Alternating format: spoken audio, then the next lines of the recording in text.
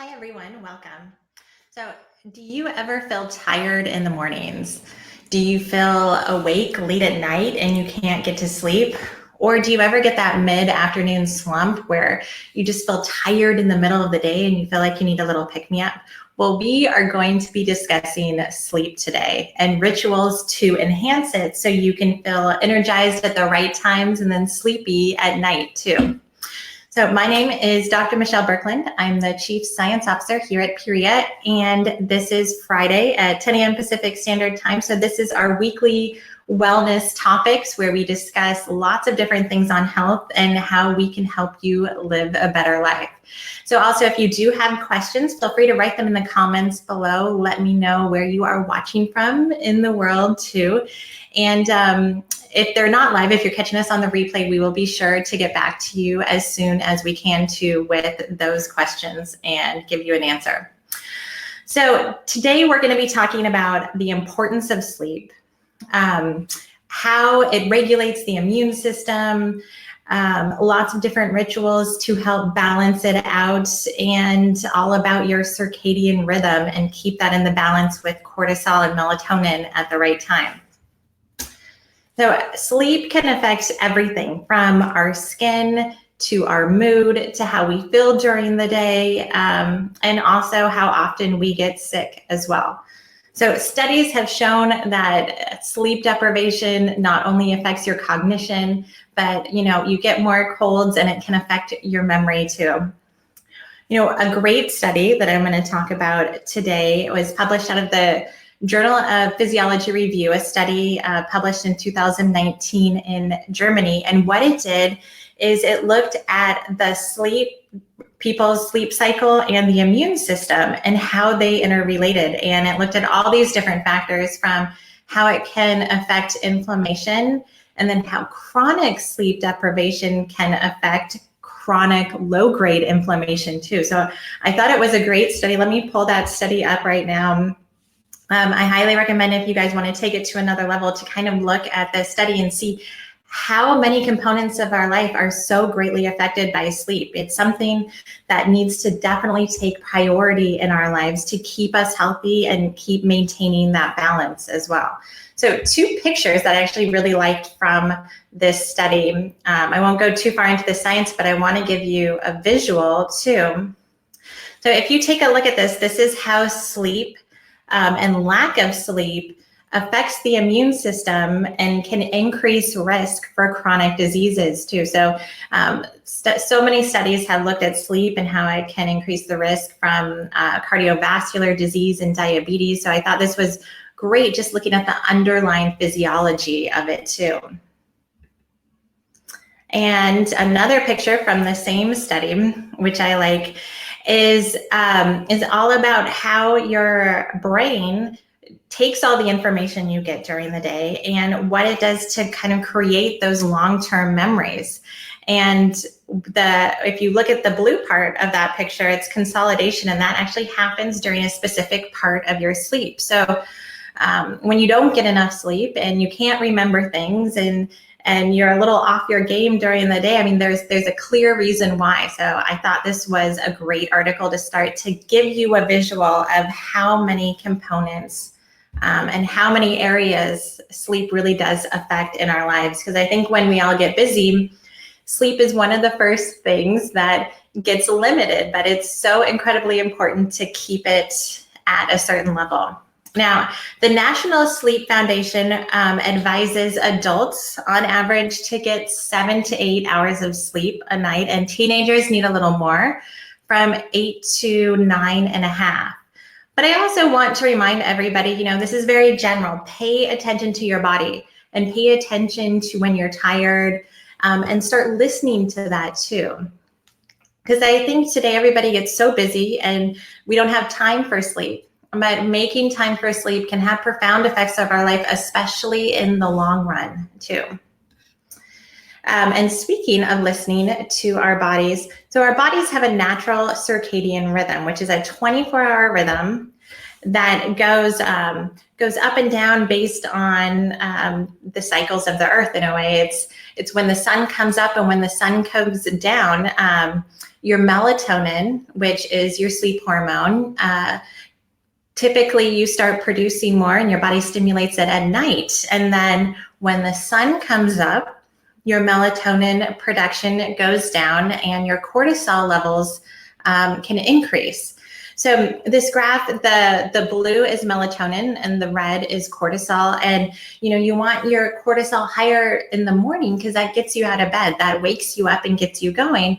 And you want it lower in the evening so you can get to sleep at night. So paying attention to those little things, if you feel like you can't go to sleep at night, or if you're too anxious, your cortisol level can be imbalanced, or your melatonin. So this is just a great visual of how important it is to keep that balance. And we have this natural energy cycle where we're supposed to have low energy in the evening. It's that natural response before we go to bed. And many things affect our natural circadian rhythm, from darkness to light and artificial light, medications, food, drinks, caffeine, and stress. So all these things can disrupt our sleep pattern, but our goal today is to get that back on track and to give you some rituals so you can integrate different things into your life and then start paying attention to those times when you are more tired or where you are more awake. And that might help you, get more information on where those levels are in your body and how you can balance it too. So that's my quick intro on the importance of sleep and your circadian rhythm and how we want to keep that balance. And I'm going to talk about some ways that we can help keep that in balance and integrate new rituals into your life. So the first one I want to talk about is stopping caffeine every day by noon. I know that saying stopping caffeine in general is impossible, but after noon, it raises cortisol. Caffeine can stimulate that, and it stimulates you in general. But the thing is, it can continue a little too late, and that can really disrupt your sleep. So caffeine in the morning, and if you're hitting that afternoon slump, then maybe it's because that cortisol is out of balance and we want to rebalance it in a different way instead of pushing more caffeine and then creating that vicious cycle that you can't sleep at night. So first thing to do is to stop drinking caffeine every day by noon. Now, another one, which is much harder to do than to actually say, is to put electronics away 1 hour before bed. So having your laptop open, looking at your cell phone, watching television, all of these things bring more light in, and artificial light, and it can disrupt the melatonin production, and it can disrupt your sleep cycle. So the goal is to create an environment at night that's soothing and that relaxes you. So we want less light, we want more dark, we want and a different kind of light too, instead of that bright artificial light. So all of those things can really help relax you too. So it's helping stimulate melatonin, decreasing the cortisol, and putting you in that relaxed state. So stopping caffeine by noon, putting electronics away 1 hour before bed. And another one that can be very beneficial is putting your phone and computer in the other room while you sleep.